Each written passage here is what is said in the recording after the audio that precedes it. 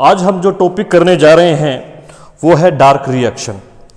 जैसा कि हम लोगों ने पीछे के टॉपिक में देखा कि लाइट रिएक्शन में हमारे पास दो स्पीशीज बनी, एक हमारे पास ATP और दूसरे हमारे पास NADPH। ओके, ये स्पीशीज जो हैं मैंने पहले भी बताया था कि ये एनर्जी स्पीशीज हैं। इन एनर्जी स्पीशीज का क्या यूज होना है।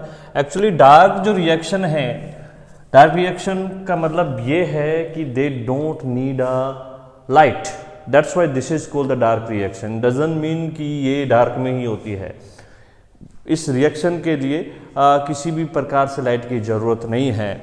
हमें पता लग गया कि लाइट की ज़रूरत क्यों है। लाइट की ज़रूरत ये स्पीशीज पैदा करने के लिए है जो हम लोगों ने प्रोड्यूस की है पीछे। और अब हम डार्क रिएक्शन की बात करें तो डार्क रिएक्शन का जो मेन मोटिव है वो C6H12O6। ओके, ये मॉलिक्यूल को प्रोड्यूस करना है। अब ये मॉलिक्यूल प्रोड्यूस कैसे होते हैं वो हम लोग देखते हैं। अगर डार्क रिएक्शंस में जो अलग अलग साइंटिस्ट ने एक्सपेरिमेंट किए और ये ग्लूकोज जो प्रोड्यूस होता है उसमें सबसे ज़्यादा जो योगदान रहा वो है हमारे पास केल्विन।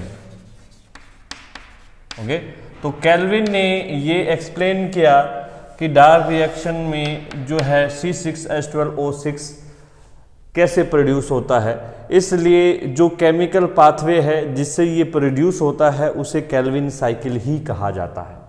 ओके, तो केल्विन साइकिल क्या है, जिसमें कि फूड प्रोडक्शन होता है और CO2 का यूज होता है। एक्चुअली हम लोगों ने देखा ये आया कहाँ से। ओके, अगर ये आया है तो हमारे पास CO2, ओके, CO2 से ये बन रहा है।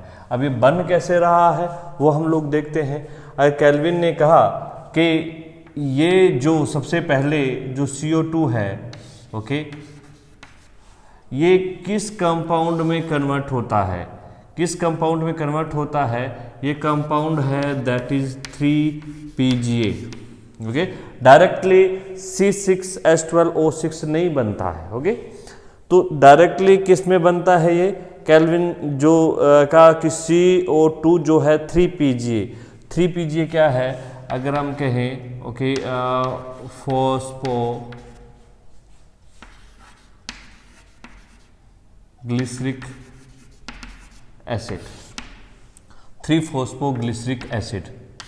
ये जो सब्सटेंस है ये, यानी अगर हम देखें तो ये जो केमिकल कंपाउंड है वो 3 कार्बन का होता है। क्या होता है? 3 कार्बन का होता है। ओके, तो 3 कार्बन का होता है, इसका मतलब फर्स्ट स्टेबल जो कंपाउंड बना है वो 3 कार्बन वाला है। ओके, तो 3 कार्बन वाला है, तो इसलिए इस साइकिल को एक और नाम भी दिया जाता है दैट इज C3 साइकिल। क्या नाम दिया जाता है? C3 cycle. और जो प्लांट, मैक्सिमम प्लांट ये शो करते हैं उन्हें कहा जाता है C3 plant. Okay, C3 plant इसलिए बोल दिया गया क्योंकि ये जो C3 साइकिल है ये जो है प्लांट नॉर्मली शो करते हैं और यही वो C3 साइकिल है जिसके जरिए फूड बनाया जाता है, या हम कहें कि ऑर्गेनिक सब्सटेंस का सिंथेसिस जो है वो इसके जरिए होता है। ओके, तो अगर हम लोग इसको आगे देखते हैं तो एक चीज़ हमारे जहन में आती है वो ये है कि सबसे पहले कि ये कितने स्टेप के अंदर कंप्लीट होता है। अगर हम देखें, okay, it completed in 3 steps. जो first that is carboxylation, okay, the second reduction और फोर्थ वन है रीजनरेशन। कार्बोक्सिलेशन, रिडक्शन और रीजनरेशन। अब ये तीनों चीज़ें क्या हैं? सबसे पहले अगर हम देखें तो जो कार्बोक्सिलेशन है, कार्बोक्सिलेशन, रिडक्शन और रीजनरेशन, अगर मैं साधारण भाषा के अंदर बात करूं कि जो CO2 है, ओके, ये CO2 जो कि PGA में पहला जो फर्स्ट स्टेबल कंपाउंड जो मैं बता रहा हूँ, फर्स्ट स्टेबल कंपाउंड क्या है दैट इज पीजीए। 3 पीजीए का मतलब ये होता है कि तीसरे कार्बन पर जो है फॉस्फेट की पोजीशन है, जो कि नोमेनक्लेचर में आप केमिस्ट्री में बहुत पढ़ चुके होंगे और आप लोगों ने देखा है। तो यहाँ पर फॉस्फोग्लिसरिक एसिड जो ये बन रहा है, यानी एक ऑर्गेनिक कंपाउंड बन रहा है, इस प्रोसेस को हम बोलेंगे कार्बोक्सिलेशन। ओके, इसे हम लोग बोलेंगे कार्बोक्सिलेशन। और फिर इसी प्रोसेस से आगे जो कि अगर हम देखें, जो हमारे पास 3 पीजीए है, ओके, इससे क्या बनेगा आगे चलकर? ग्लूकोज। क्या बनेगा? ग्लूकोज। और इसके ग्लूकोज बनने की प्रोसेस को हम क्या बोलेंगे? That is the reduction. इस प्रोसेस को हम लोग रिडक्शन बोलेंगे। फिर आता है हमारे पास रीजनरेशन। देखिए, कार्बन डाइऑक्साइड कोई ऐसा सब्सटेंस तो है नहीं कि डायरेक्टली वो जुड़ के और किसी ऑर्गेनिक कंपाउंड में कन्वर्ट हो जाए।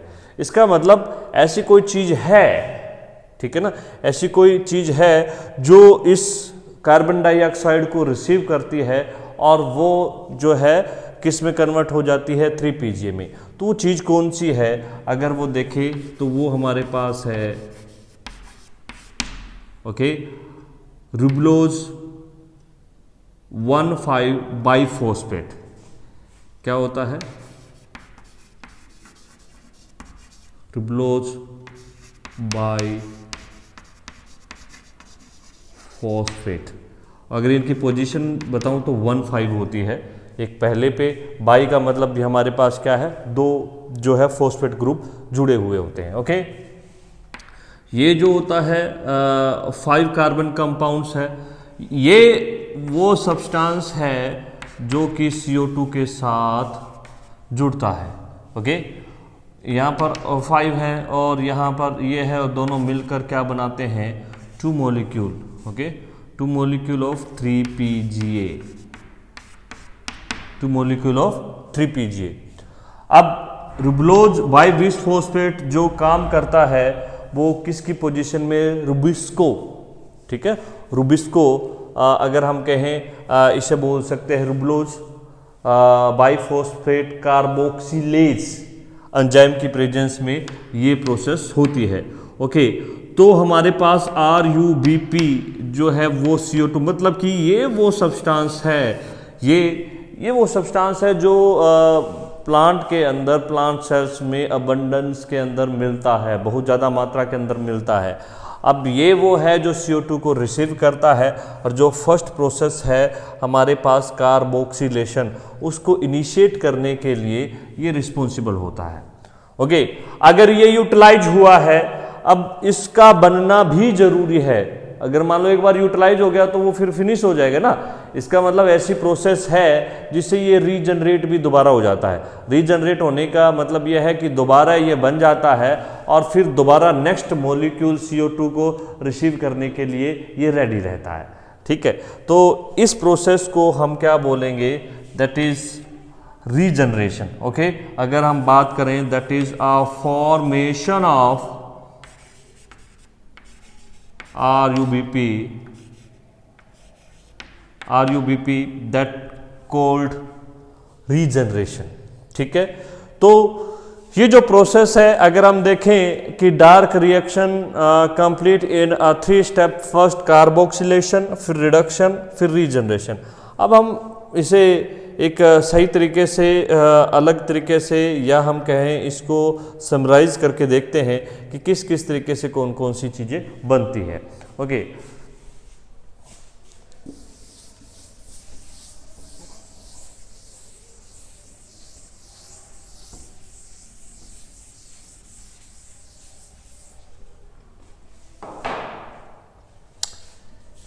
तो सबसे पहले हमारे पास RUBP रिसीव CO2। ओके, और ये मैं क्या बोल रहा हूँ? That is Calvin cycle. RUBP receive करता है CO2 को तो बनाता है 3 PGA। PG क्या है? फोस्फोग्लिसरिक एसिड। क्या है? फोस्फोग्लिसरिक एसिड। फिर बता रहा हूं, फोस्फोग्लिसरिक एसिड। और ये प्रोसेस हमारे पास क्या कहलाती है? कार्बोक्सिलेशन। क्या कहलाती है? कार्बोक्सिलेशन। ओके, तो सबसे पहले जो काम हुआ है, सबसे पहले जो स्टेप्स है वो हमारे पास क्या है? RUBP ने क्या किया है? CO2 को रिसीव किया है और 3 PGA बनाया है। ओके, 3 PGA बनाने का अगर हम देखें तो मैंने पहले भी बताया कि 5 और यहाँ पर अगर हम लोगों ने देखा होगा कि सबसे पहले अगर इक्वेशन की बात करें तो हमारे पास 6 CO2 जो है हमारे पास वो क्या बनाता है? 6 CO2 यूज होता है ना, 6 CO2 यूज होता है जो इक्वेशन के अंदर। फिर हमारे पास C6H12O6 बनता है। इसका मतलब एक ग्लूकोज मॉलिक्यूल बनने के लिए 6 कार्बन की ज़रूरत होती है, 6 CO2 की ज़रूरत होती है। ओके, तो एक बार जब ये यूज होता है तो यहाँ पर जो ये मॉलिक्यूल बनते हैं PGA के 2 मॉलिक्यूल बनते हैं। देखिए मैंने पहले भी बताया कि ये 5 कार्बन का कंपाउंड है, ये 1 कार्बन यहाँ से आ गया, 6 हो गया, बट इसने 3 कार्बन वाले 2 मॉलिक्यूल बना दिए, 3 PGA। ओके, 3 PGA जब इन्होंने 3 कार्बन वाले 2 मॉलिक्यूल बना दिए, इस प्रोसेस को हम बोलेंगे कार्बोक्सिलेशन। क्या बोलेंगे? कार्बोक्सिलेशन। कार्बोक्सिलेशन में यानी first organic compound, first stable compound बन चुका है जिसके अंदर 3 PGA बना है। अब इसी प्रोसेस को हम लोग आगे की तरफ बढ़ाते हैं। जो फर्स्ट हमने देखा कार्बोक्सिलेशन के बाद है हमारे पास सेकंड वन, हमारे पास क्या है? That is reduction. Okay, reduction में क्या रहता है कि ये जो हमारे पास 3 PGA है ये एक ATP लेता है। ओके, ATP, तो यहाँ पर ये किस में कन्वर्ट हो जाएगा? ATP लेने का मतलब ये है कि एक फॉस्फेट ग्रुप और जुड़ गया, तो हम कह सकते हैं 1,3 डाई PGA ना, 1,3 डाई PGA, या मैं कह रहा हूं कि 1,3 डाई फोस्फोग्लिसरिक एसिड। एक ATP, देखो ATP फोस्फेट, यानी ATP के पास क्या है? फोस्फेट है, उसने अपना फोस्फेट ग्रुप लेता है तब तो वो ADP ATP में बदलता है, जब अपना फोस्फेट ग्रुप देता है तो ATP ADP में बदलता है। तो यहाँ पर इसने अपना फोस्फेट ग्रुप दिया है, यहाँ पर ओनली 3 नंबर पर फोस्फेट लगा था, बट यहाँ पर एक ATP और आने से 1,3 डाइफॉस्फोग्लिसरिक एसिड हो गया है।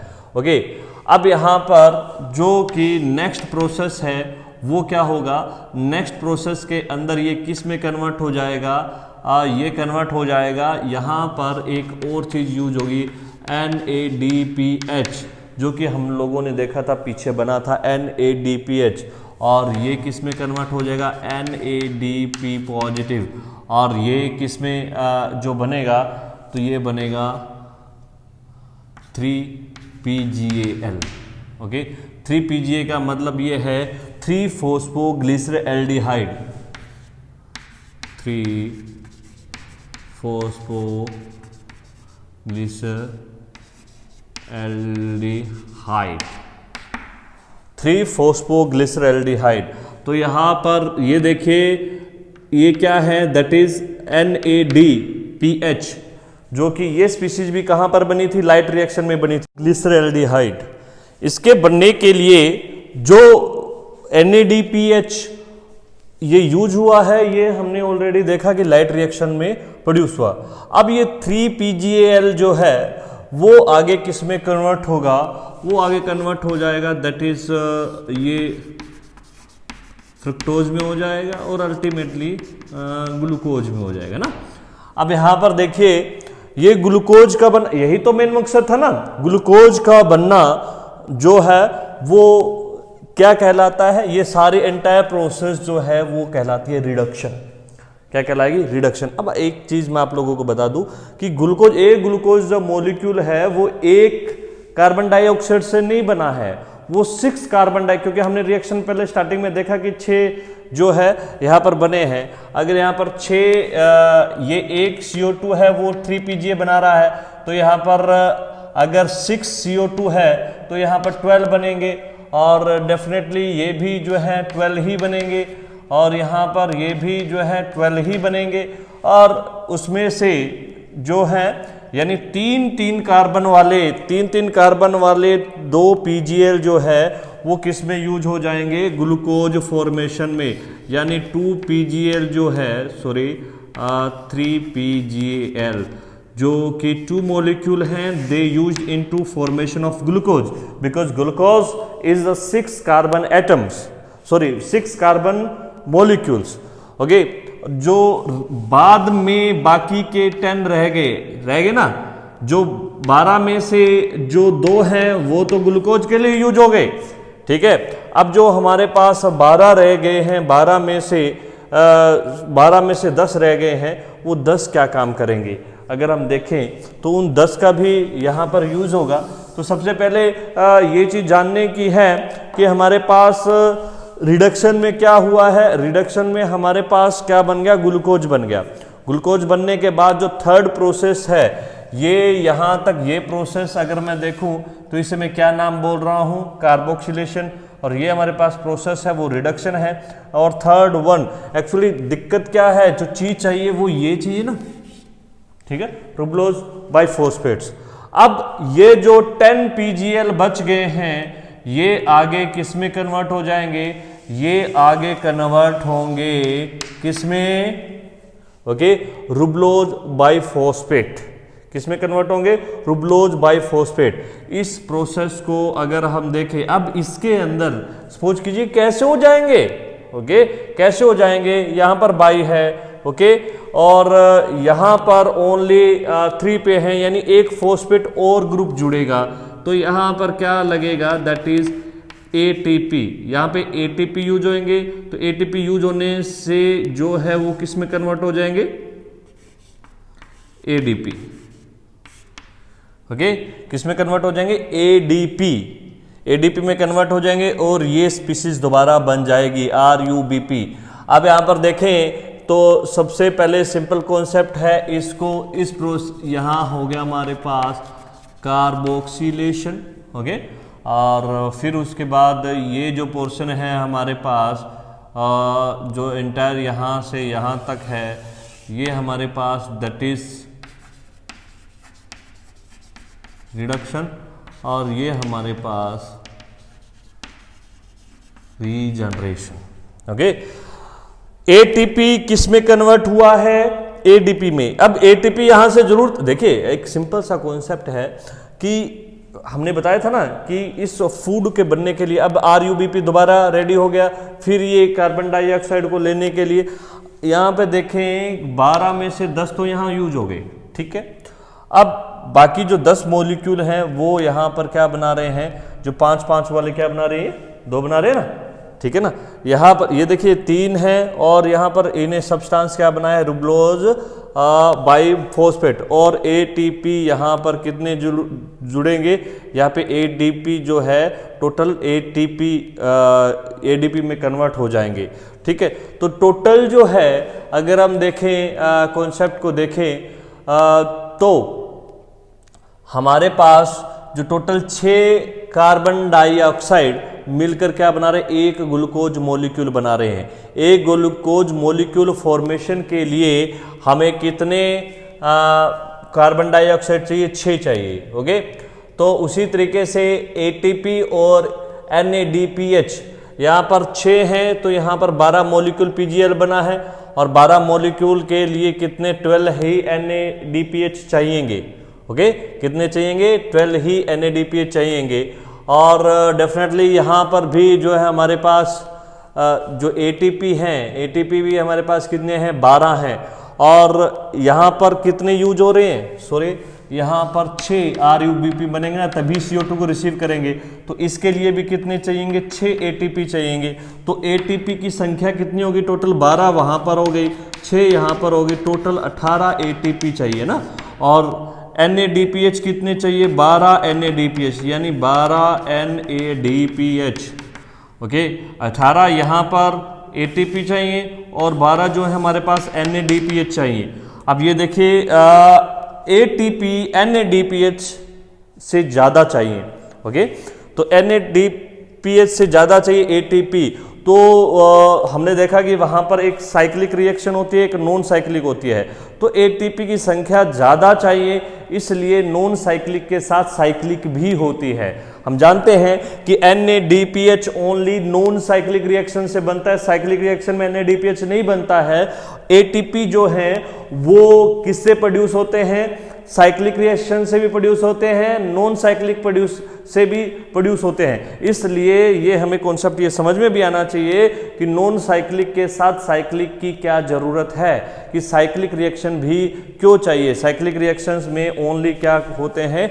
एटीपी प्रोड्यूस होते हैं। एटीपी प्रोड्यूस होने के कारण जो है हमारे पास ज़्यादा मात्रा के अंदर एटीपी हम लोगों को चाहिए। ओके, एक बार फिर मैं आप लोगों को बता दूं कि यहाँ पर आरयूबीपी रिब्लोज बाइफॉस्फेट या बिसफॉस्फेट भी किस जगह पर लिखा हो सकता है। Biphosphate use a CO2 and convert into a 3-PGA. PGA mean to say that phosphoglyceric acid. Okay, a 3-PGA convert into a 1,3-di-PGA by using the ATP and convert into ADP. Okay, and the next one, this 1,3-di-PGA mean to say that phosphoglyceric acid. 1,3-phosphoglyceric acid use a NADPH. Okay, nicotinamide diphosphate. Okay, use NADPH and convert into 3-PGAL. PGAL means phospho 3-phosphoglyceraldehyde. Okay, and the 3-phosphoglyceraldehyde convert into next chemical step in a fructose, after that glucose. Okay, the all 3-PGA are not used into a formation of the glucose. Only 2 molecules take a part in the formation of glucose. Other molecule take a part in the process of regeneration. What is the regeneration? Regeneration mean to a formation of the ribulose biphosphates. Okay, and the regeneration also take some ATP molecules. If 6 molecules of the ribulose biphosphate are formed, then in that condition they also consume 6 ATP and convert into ADP. And this entire process take a total for 18 ATP and 12 NADPH. Okay, and this process total cycle called the Calvin cycle, or this is happen in the old type of the plant. The plant which shows this cycle, this is called C3 plant. Okay, this is called C3 plant, and we can say this is found in every type of the plant, and we will discuss also C4 plant and a little bit some difference between C3 and C4 plant. Okay, and one thing I'd like to tell to you that in the case of oxygen density, okay, you know, in an environment the oxygen level is not equal in all type of the environment. Okay, oxygen level may be decrease and increase in different conditions. At that time the rubisco also behave differently. At that time the plant also gets some adaptation, and they get some different type of the anatomy and the different type of the mechanism. We will discuss in this type of the mechanism, this type of the plants in detail. Okay, तो first जो हम लोगों ने अभी देख लिया कि ये हमारे पास C3 प्लांट क्या है, और नेक्स्ट हम लोग देखते हैं C4 प्लांट। C4 प्लांट क्या होते हैं? C4 प्लांट में भी कुछ ऐसा ही होता है क्या, या कुछ डिफरेंट होता है? वो चीज़ें भी हम लोग डिस्कस करते हैं।